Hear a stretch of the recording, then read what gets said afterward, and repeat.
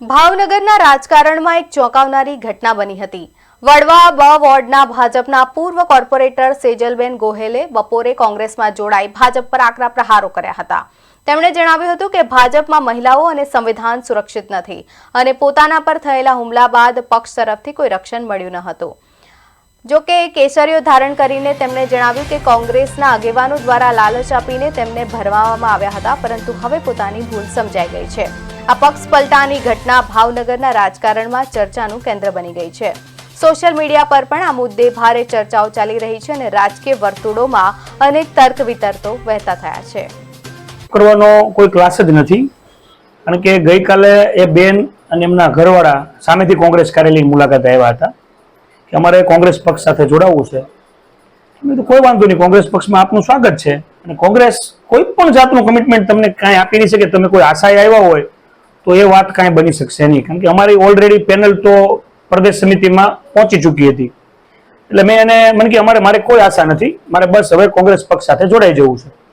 કાંઈ વાંધો નહીં, કાલે પ્રેસ મીટ છે, જો તમને જોડાવવું હોય તો તમે ત્યાં આવી જજો।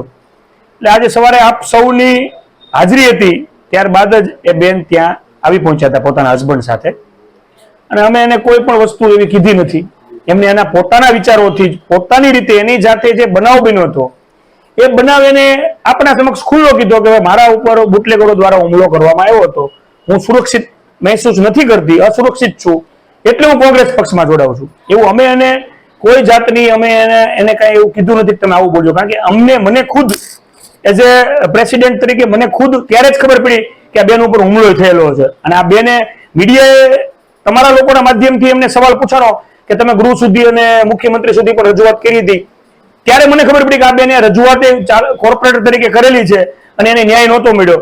એટલે વાત એક જ હતી। હવે અત્યારે ભલે જે પ્રેશર ટેકનિકથી બેન પાછા જોડાઈ ગયા છે એ એનો પ્રશ્ન છે, પણ વાત એક જ હતી કે કોર્પોરેટ કક્ષાના વ્યક્તિ સુરક્ષિત નહોતા સમજતા ભારતીય જનતા પાર્ટીમાં મહિલા આગેવાન તરીકે, તો બીજા મહિલાઓની કે જનતાની બીજા બેન દીકરીઓની શું પરિસ્થિતિ છે એ આપ સૌ જાણીએ છીએ। એટલે એને કોંગ્રેસમાં એ સુરક્ષા માનતા હતા, એટલે કોંગ્રેસ પક્ષમાં એ જોડાણા હતા। કોંગ્રેસ પક્ષમાં આપ પણ જાણો છો અમે શું કમિટમેન્ટ આપી શકવાના હતા, કોઈ પણ જાતનું નહીં। અમે અત્યારે સત્તામાં નથી, તમે શું કમિટમેન્ટ આપવાના હતા? બેન દ્વારા એવું પણ કહેવામાં આવ્યું હતું કે કોંગ્રેસે જ મને ભરમાવી। અમારી પાસે ભરમાવાનું શું છે એવું એ મને સમજાવો।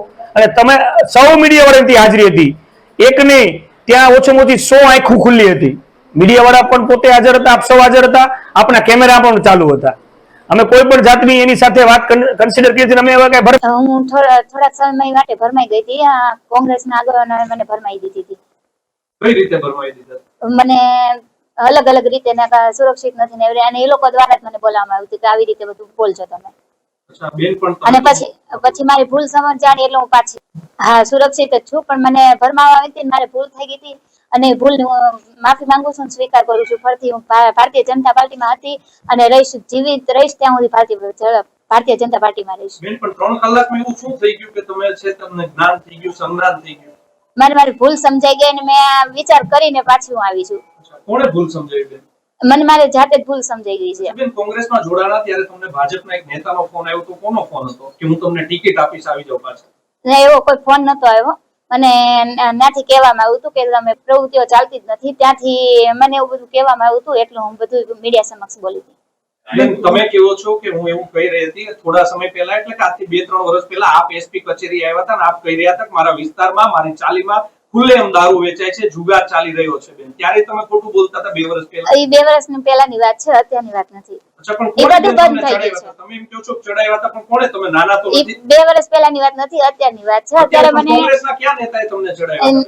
નામ મને નથી આવડતું, એક આગેવાન હતા, એમણે મને કીધું તમે મીડિયા કેવી રીતે માની લે કે તમે જે આક્ષેપ કરી રહ્યા છો કોંગ્રેસ ઉપર એ સાચા છે કે ખોટા?